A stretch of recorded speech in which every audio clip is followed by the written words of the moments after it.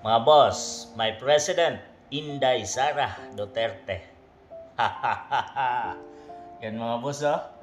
Bagay na bagay. Ganda. Siya na kaya ang susunod na 18th President of the Philippines?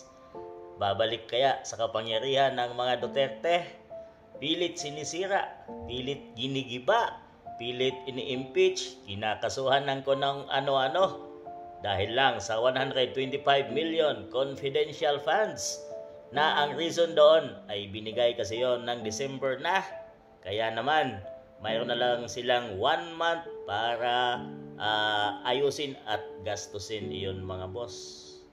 Ginamit naman nila ng tama, napatunayan naman sa COA report, may mga papeles naman, pero hindi matanggap ng mga kalaban. Hanggang ngayon sinisira at balak pa silang siyang kasuhan muli ng impeachment sa 2026 naman.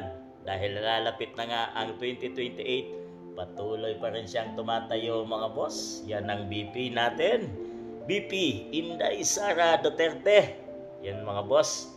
Pero ang PBBM ay mayroong 100 million insertion. Hindi nila kinakasuhan at pinapa-impeach.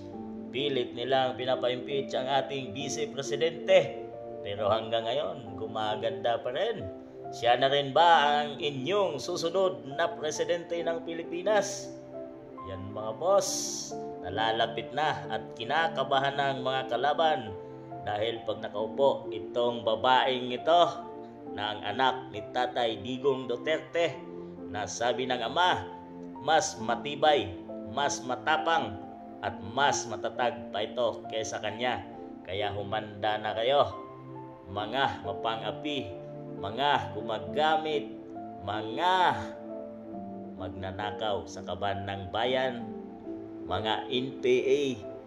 Yan mga boss, mag-ingat na kayong lahat. Pag ito nakaupo na at siya nang may hawak ng pinakamataas na posisyon ng ating bansang Pilipinas, umanda ang mga siraulo. Dahil ito ang magpapabagong muli at babangon muli ang ating bansang Pilipinas. Sino sa naniniwala? Naniniwala ba kasi kayo mga boss kay BP Inday na siya na ang susunod na 18th President of the Philippines? Comment nyo dyan at pag-usapan natin yan mga boss.